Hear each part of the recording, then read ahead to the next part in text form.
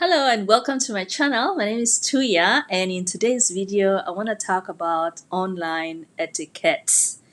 It's true what they say about networking, that your network is your net worth. Networking by introduction by someone is one of the best ways to meet people. Someone introduces you and you benefit from their relationship. But the best, I believe, in my opinion, the best introductions are the ones that you introduce yourself, because you have some leverage on how you want people to know you. You have some form of control about what you want to say, what the side of you that you want them to know. They say perception is everything, and that's the power that I feel that you have when you introduce yourself. So whether you're sending emails, commenting on posts, or joining virtual meetings, how we behave online says a lot about us. So let's talk about how to navigate the digital world with kindness, with respect, and with professionalism. We want to stand out, right? Because we're going places. So rule number one is you want to think before you post. Rule number one, think before you post. The internet, they say, has a very long memory. As they say, it never forgets. So always you want to pause and ask yourself, is this something that I want my future boss? Yes, your future boss, my family, my friends. Do I want them to see this?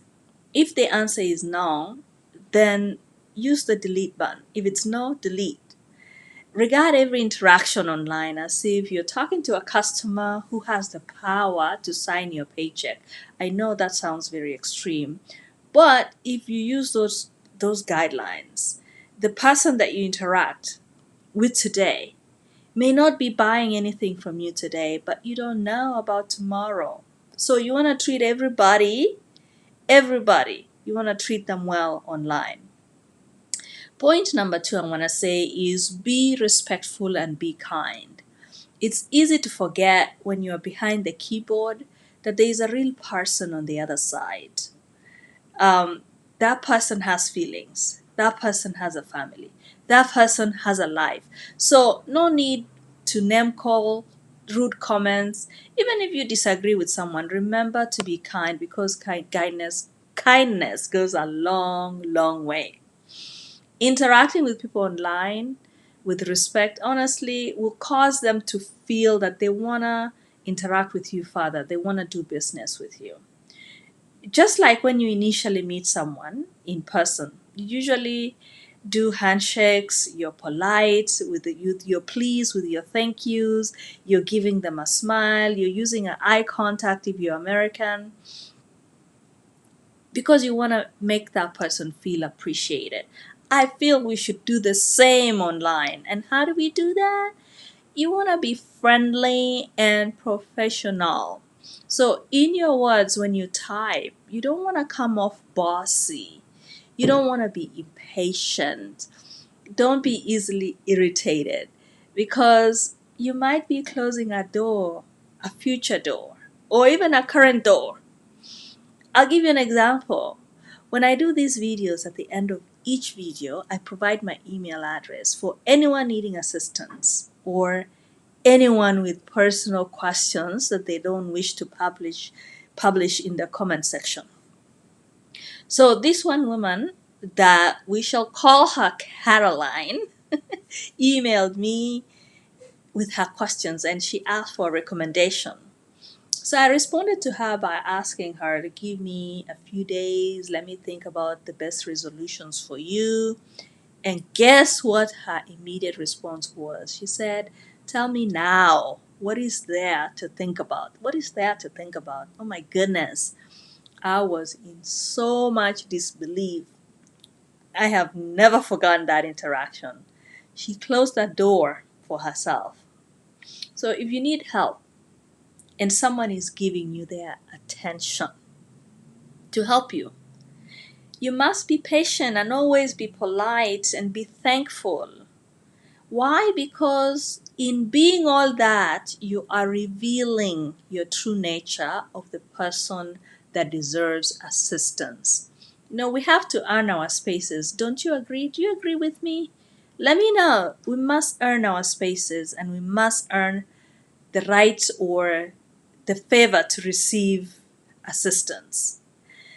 Number three, when you meet people for the first time, you want to stay formal and match their culture, match their language and tone. In America, we use the phrase, "What can I do for you?" in our business environments. What can I do for you? I learned that it's not the same with other cultures. Let me share my personal experience. Someone came to my inbox in one of my social media accounts and said hello. I wrote back and said hello back. And I responded further by asking, "What can I do for you?" Right? The American self. "What can I do for you?" And he responded back to me by saying, "Madam, that's a bit harsh." So our cultures were clashing. Perhaps maybe I could have restated it by writing, "How can I be of service to you?" Or asking him, "Remind me where we met." I'm not sure what the right tone could have been. Let me know, help me out. Let me know. What do you think? What's the best response after you say hello in your culture?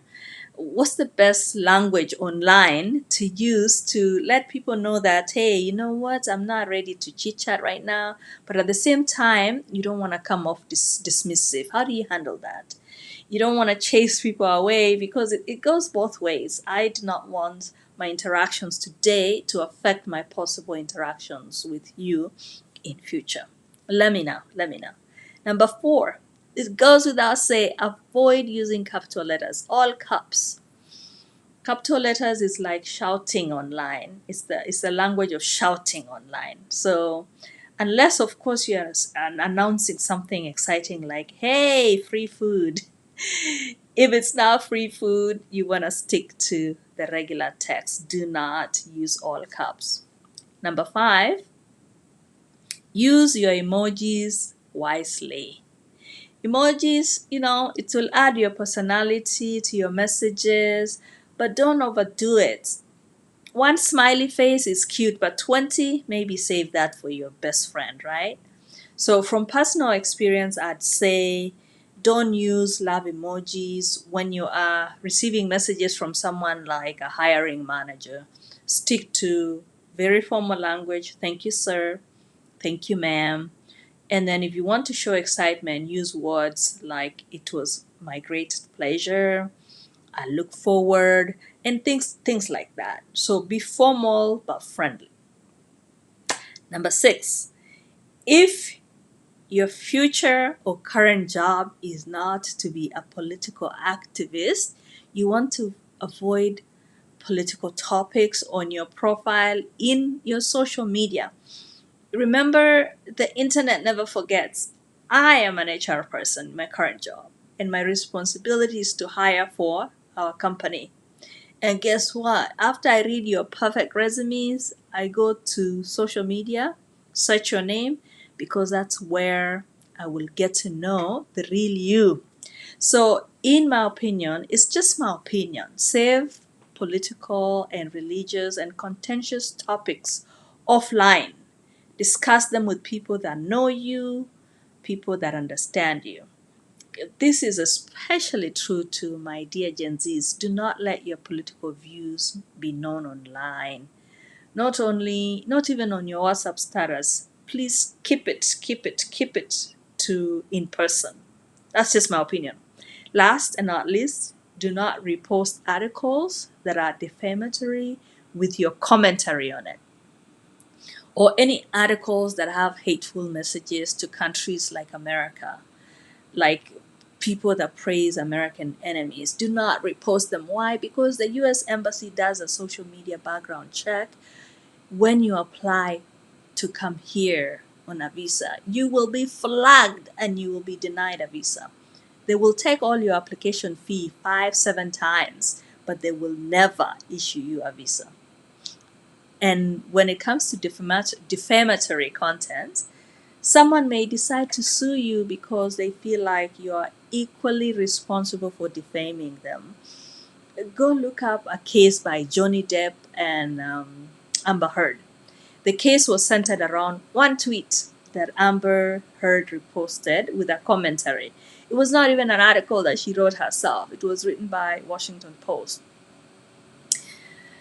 Obviously, this is not legal advice, but in my view, stay away, be safe, secure your future, guard your reputation, boundaries. Not everybody deserves to know your opinion.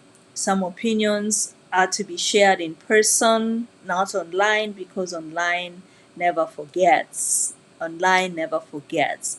Again, guard your future, guard your possible future interactions or possible future positions. Thank you so much for hanging out with me. If you appreciated this content, please subscribe to my channel. Until next time, God bless you.